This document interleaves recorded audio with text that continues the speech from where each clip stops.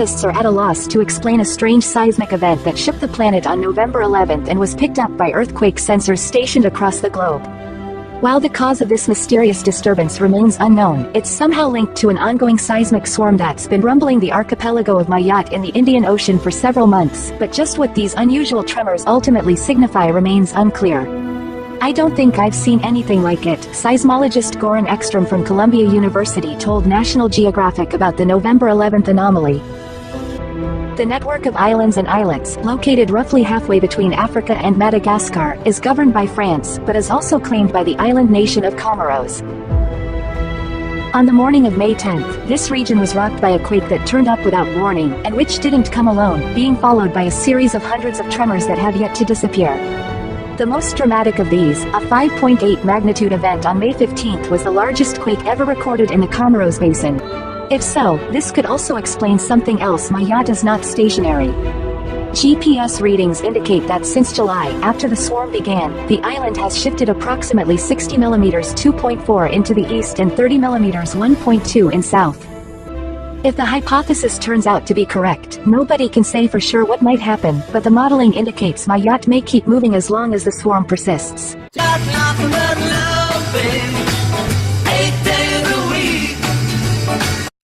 You know, lately, I just haven't been feeling very good. I've had these aches and pains. I can't sleep. My stomach's upset. So I went to the doctor, and he said I had that, what did he say?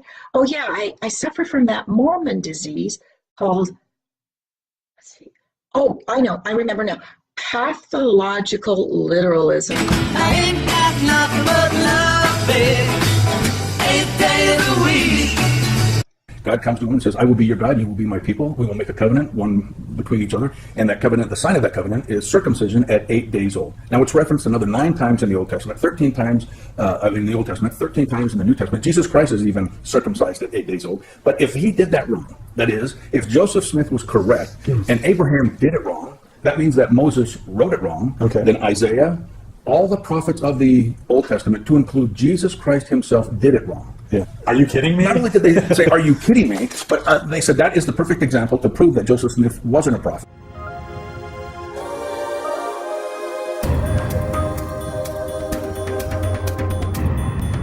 Heard on November 11th, 2018, that created a strange seismic wave that rippled around the globe.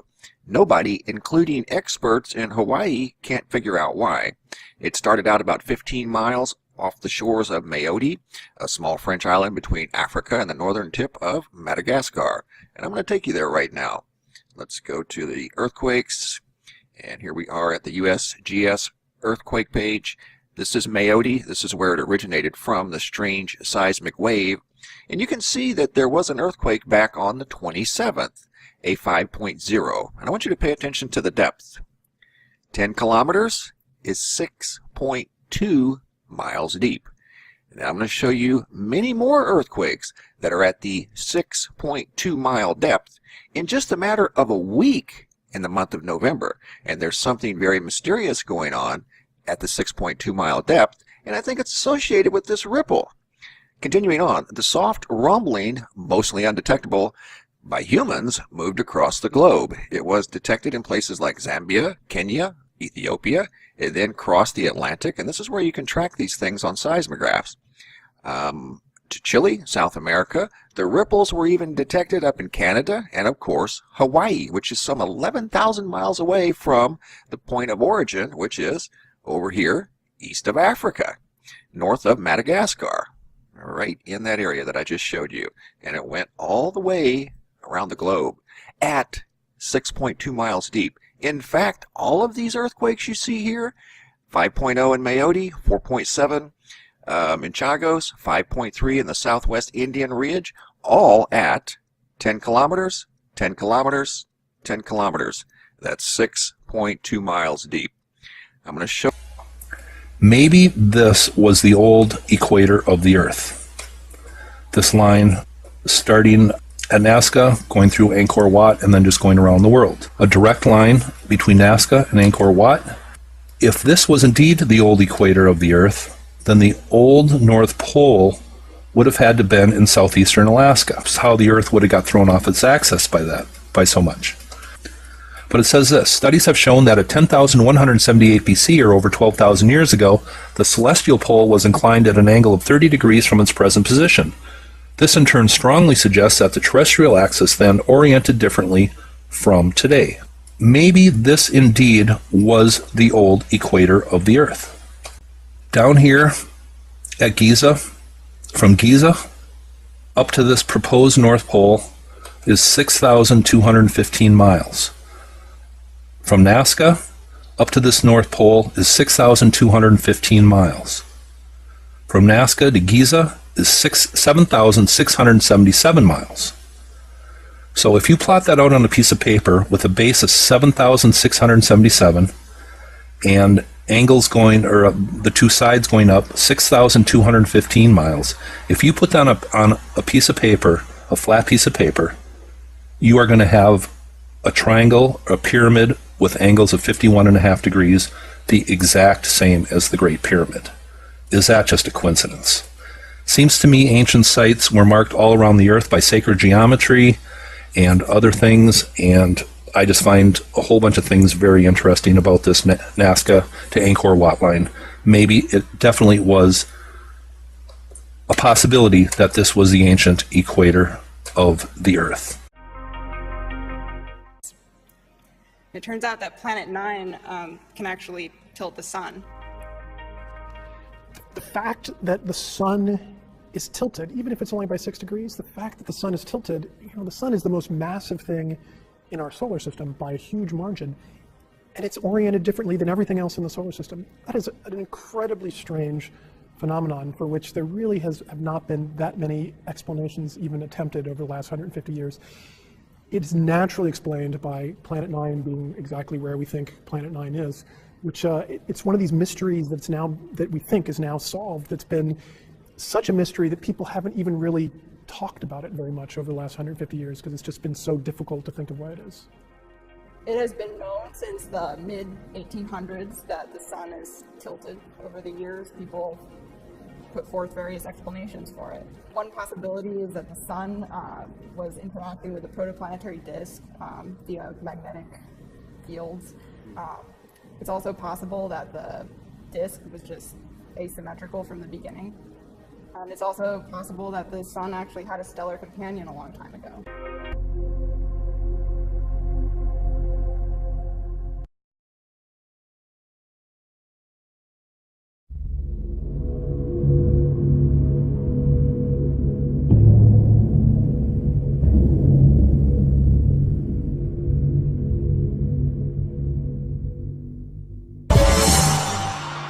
This total solar eclipse is incredibly significant to the Jewish people of Israel, but what about us here in America? Is there anything occurring in the next 10 years that could be incredibly significant for us?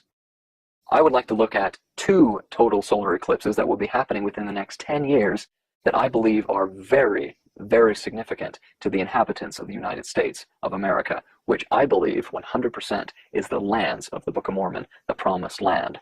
And these 2 solar eclipses will be occurring on August 21st, 2017 and April 8th, 2024.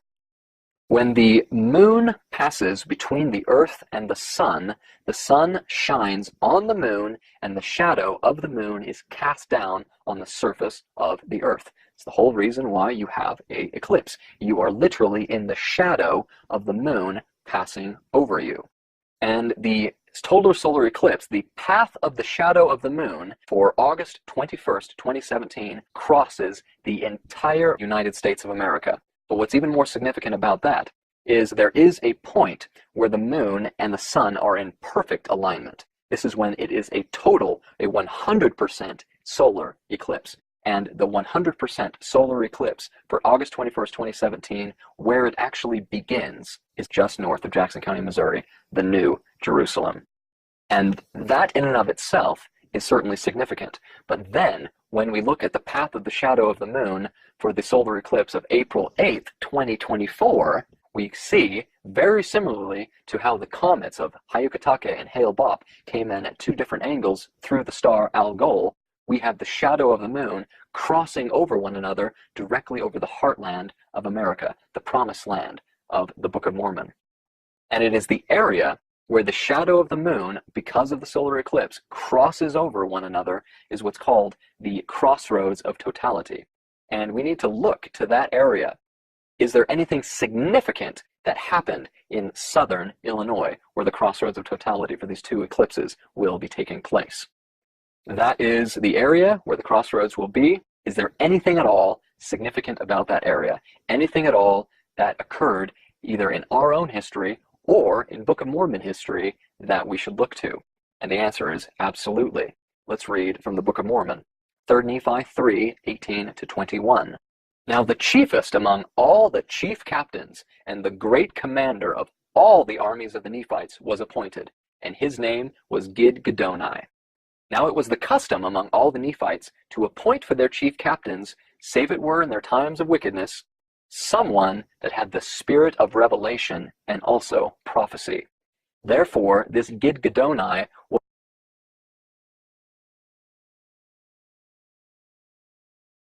Giga what? Geda, oh no, I don't know.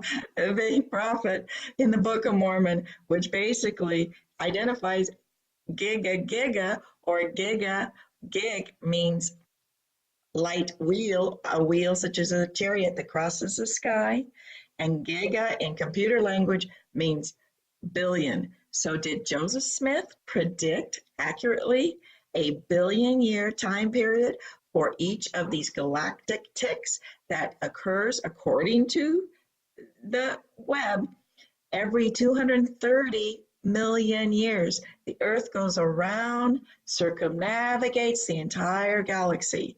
You times these by 8, or times these by 7, or times these by 9, Christ will return at the 2 billion year crossing of the galaxies. So that predicts the wheel within the wheel of Ezekiel. 1 billion one wheel, 1 billion the other wheel, 2 billion, and Christ returns. Was a great prophet among them, as also was the chief judge.